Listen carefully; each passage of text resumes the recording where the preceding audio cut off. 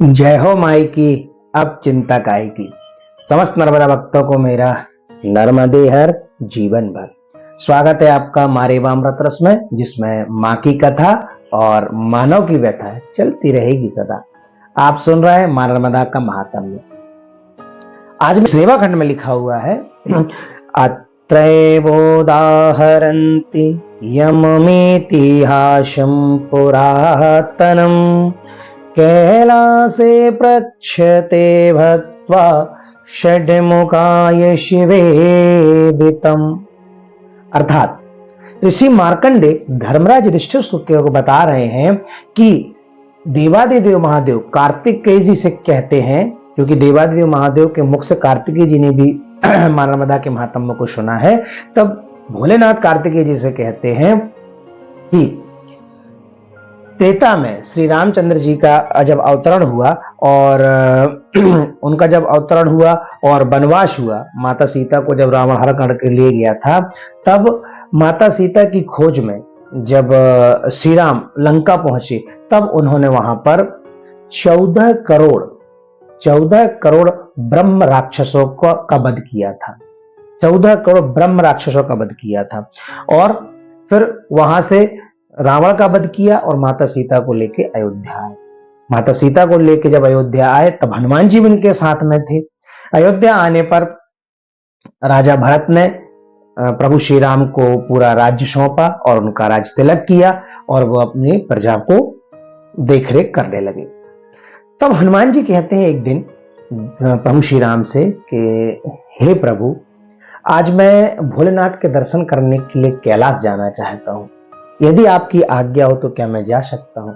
तब प्रभु श्री राम कहते हैं क्यों नहीं हनुमान, जाओ, बिल्कुल देवादिदेव महादेव का दर्शन करिए, क्योंकि देवादिदेव महादेव तो मेरे हृदय में निवास करते हैं। तब हनुमान जी कैलाश जाते हैं कि अब मैं भोलेनाथ का दर्शन करूंगा।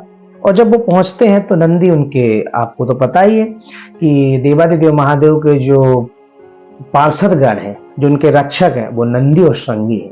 इनकी में मैं आपको आगे आप मेरी वीडियो में देखेंगे कि नंदी और श्रृंगी की क्या कथा है, कैसे वो महादेव के भक्त बने, ये भी आप देखेंगे।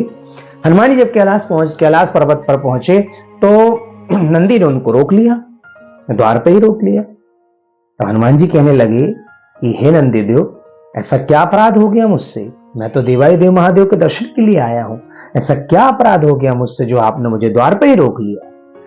तब नंदी श्री हनुमंत लाल जी से कहते हैं कि हे हनुमंत, आपने प्रभु श्री राम के कार्य के लिए और राक्षसों के वध के लिए अवतार तो लिया, लेकिन आपके इस अवतार में आपने ब्रह्म राक्षसों का वध किया है, जिसके कारण आपको ब्रह्म हत्या लगी हुई है।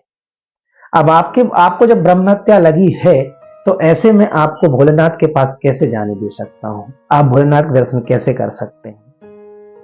हनुमंत लाल जी को बड़ा आश्चर्य हुआ। तब हमने बोला नंदी से कि मैंने तो प्रभु श्री राम के कार्य के लिए यह कार्य किया था, मैंने राक्षसों का वध किया, इसमें ब्रह्म हत्या क्यों? नंदी बोला नहीं, आपने लंका में जाके ब्रह्म राक्षसों का वध किया है, तो ब्रह्म हत्या तो आपको लगी है, और जब तक ये ब्रह्म हत्या आपकी समाप्त नहीं हो जाती, भोलेनाथ से मैं आपको नहीं मिलने दूंगा। हनुमंत लाल जी सोच में पड़ गए। प्रभु मंद आंखों से ये जो सारा संवाद हो रहा था नंदी और हनुमंत लाल जी के बीच में, वो सुन रहे थे। तब उन्होंने देखा कि हनुमंत में से मिलने के लिए आए हैं। तब स्वयं भोलेनाथ कहते हैं कि हनुमान, तुम्हें जो ब्रह्म हत्या लगी हुई है, उस ब्रह्म हत्या का तुम पश्चाताप कर लो, तुम्हारे सारे पाप धुल जाएंगे।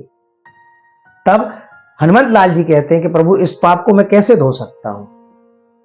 तो भोलेनाथ ने क्या उपाय बताया और हनुमान जी ने क्या इसका उपाय किया और कहां गए जिससे उनका वो पाप मुक्त हो गया, उनको जो ब्रह्म हत्या लगी हुई थी वो उनसे दूर हो गई, इसका क्या निवारण हुआ, ये जानने के लिए आप मेरा अगला वीडियो देखिए। उसमें मैं आपको बताऊंगा कि कैसे हनुमान जी ब्रह्म हत्या से मुक्त हुए और हनुमंतेश्वर तीर्थ की स्थापना हुई।